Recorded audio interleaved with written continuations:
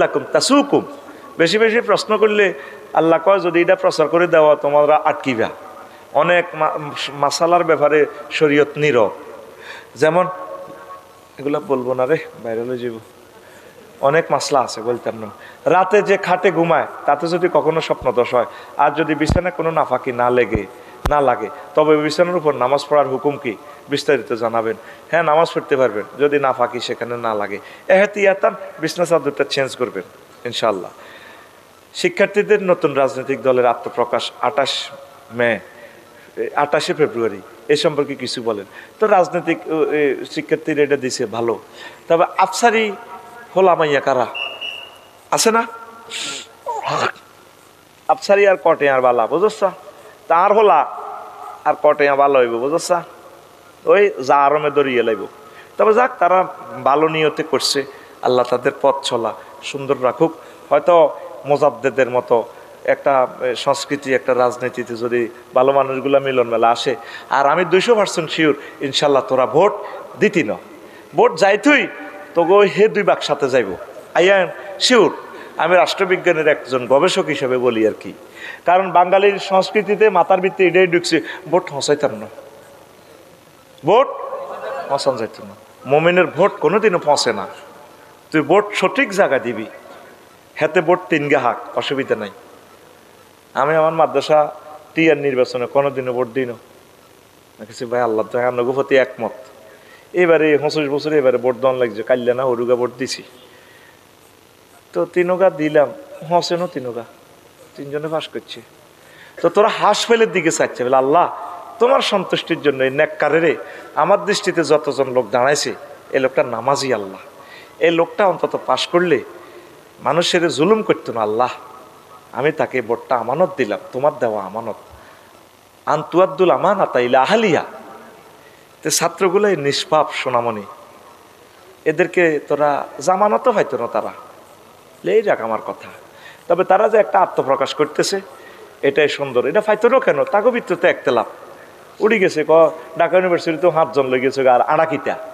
আর মা বাবা তো কিরে অমুক আন্দোলন করি হাতে তত্ত্বাবধায়ক উপদেষ্টা হইস, তুই কি হইস, হাতের সামনে দিয়ে মারে হিডাইলা তোর হলা, গুলি খাইবা আইতে আইসি, গুলি গুলি তোর হলা লা তোর হলা, এ গুতা নিয়ে তো হলাম ঠিক ঠিক তো না, ঠিক না?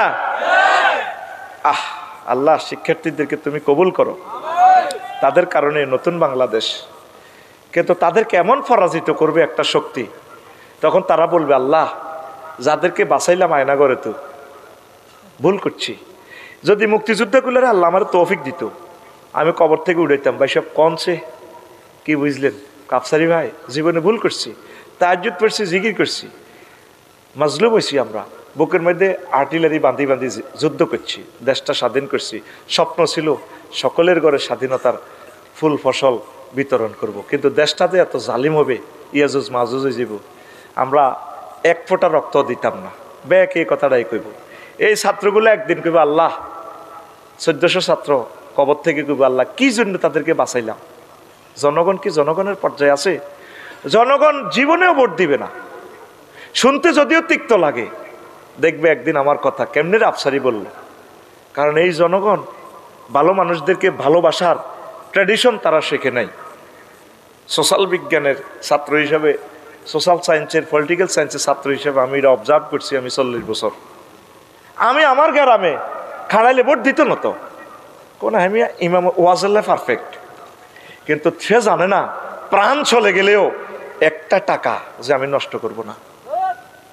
আমার এই ডিগ্রির ফর্ম ফিল আপের দায়িত্ব দিছে, প্রত্যেক বছর খালি ভর্তুকি আর ভর্তুকি।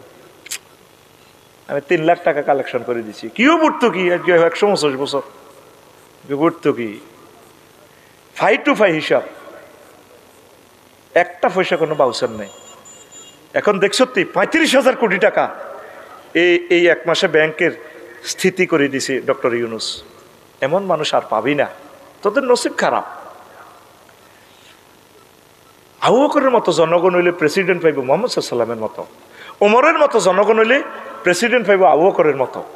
তোরা জনগণ কোন তালের জনগণ? তোরা তো কুফার জনগণ, তোরা হইলি কারবালার জনগণ, তোরা ইয়েমেনের জনগণ। আমি তোদেরকে স্টাডি করা শেষ, প্রত্যেকটা লোক দৌড় দিয়ে যে অটোটা চালাস, দেশটা কই যাচ্ছে।